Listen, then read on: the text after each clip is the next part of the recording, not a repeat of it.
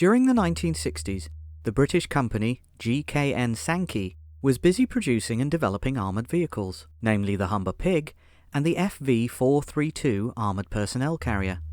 When Sankey witnessed the deployment of the Humber Pig during the Troubles in Ireland in 1970, they realised there was a need for a well-armoured internal security vehicle. A first prototype, the AT100, was completed in 1971, but failed to gain any interest and was quickly dismissed. Within a year, another prototype was produced, the AT104. It was a hefty vehicle and weighed nearly 9 metric tons. Hello, and welcome to another Tank Encyclopedia voiced article. I'm your host Mark, and today I will be covering the GKN Sankey AT104, one of the ancestors of the AT105 Saxon. If you like our videos and want to support us, please consider donating on Patreon or PayPal. All of the funds will be used to improve future Tank Encyclopedia content. Any help would be greatly appreciated. The AT104 was of all-welded construction and had armour thickness ranging between 6 to 12.5 mm. It featured a conventional layout, with the engine at the front and behind it the driver inside a large crew compartment. He was provided with 3 bulletproof glass vision blocks. Behind the driver sat the commander on an elevated seat. The commander's cupola was located in the centre of the roof and had a single-piece hatch cover that folded forwards and 4 bulletproof vision blocks, with one facing to each side of the square cupola. Alternatively, a small turret could be fitted, equipped with 3 vision blocks and 1 periscope facing forwards. Sankey also offered a variety of armament installations and fittings that included a pinnacle-mounted machine gun. The personnel compartment was located to the rear of the vehicle, where a troop of 9 could be seated on padded seats running down each side of the hull. On each side was a door, with one specifically for the driver. In the rear of the hull, a twin door was installed. Positioned around the hull were a total of 7 firing or vision ports, and as an option, GKN also developed a ball-type mount so that the seated troops could fire their weapons from within. The vehicle was either powered by a diesel or petrol Bedford 6-cylinder engine. The petrol engine could produce up to 134 brake horsepower at 3,300 RPM, while the diesel engine produced 98 brake horsepower at 2,600 RPM. The engine was coupled to an Allison AT540 automatic transmission, with 1 reverse and 4 forward gears, and a power takeoff provision. Basically, this provision was an access port to the transmission to allow the mounting of an accessory like a hydraulic pump. The wheels were shod with run-flat tyres and suspended with Bedford semi-elliptical springs and hydraulic shock absorbers, as they would be fitted to regular Bedford MK trucks. GKN Sankey offered various accessories to be fitted, like grenade dischargers, air conditioning and heater units, searchlights, auxiliary electrical generators, a hydraulically operated barricade remover, a hydraulic winch with a pull of 5,000 kilos, and a variety of similar equipment. The first customer was quickly found. In November 1971, the British Protectorate of Brunei was granted full internal self-government by Britain.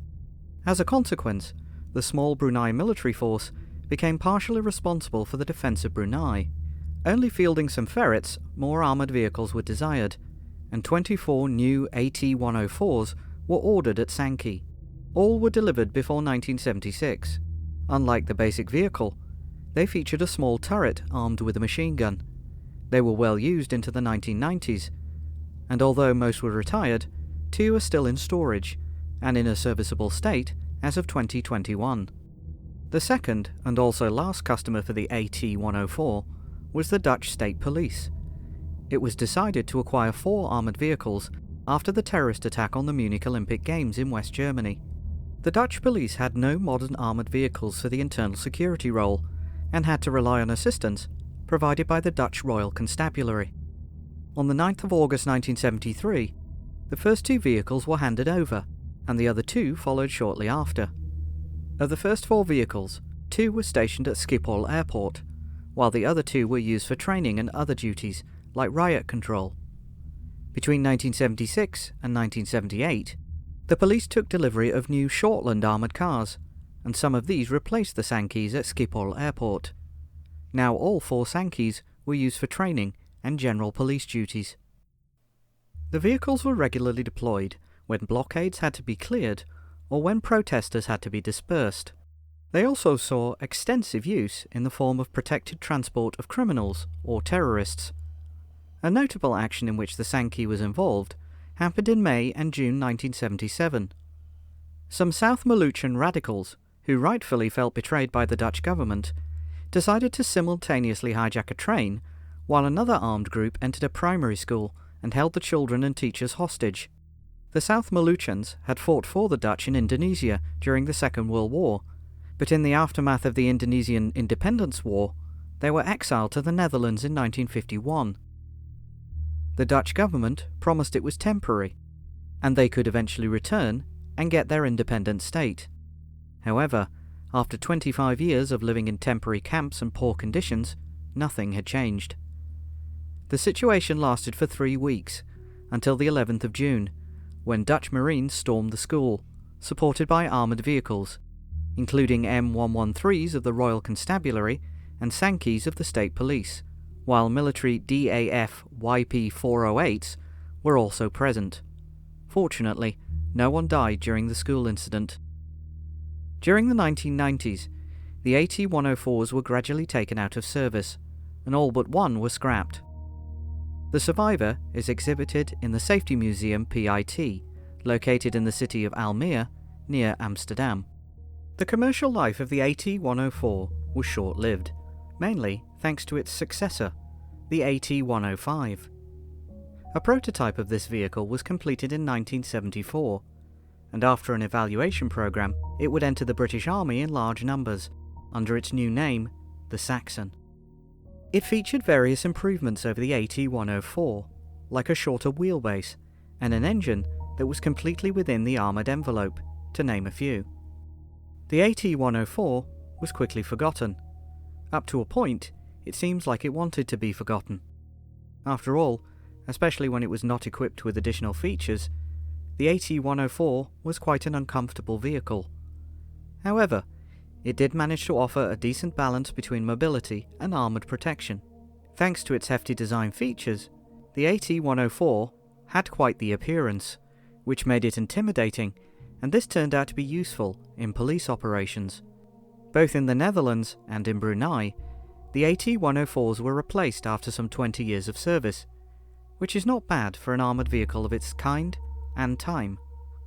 And that's it for this video. If you liked it, please leave a like and subscribe. You can find more information relating to this vehicle in the full article, which is linked in the description. If you like what we're doing and want to let us continue working on these videos, please consider donating on Patreon or PayPal. All of the funds will be allocated to improving our articles and videos for you. Until next time, keep us in your sights.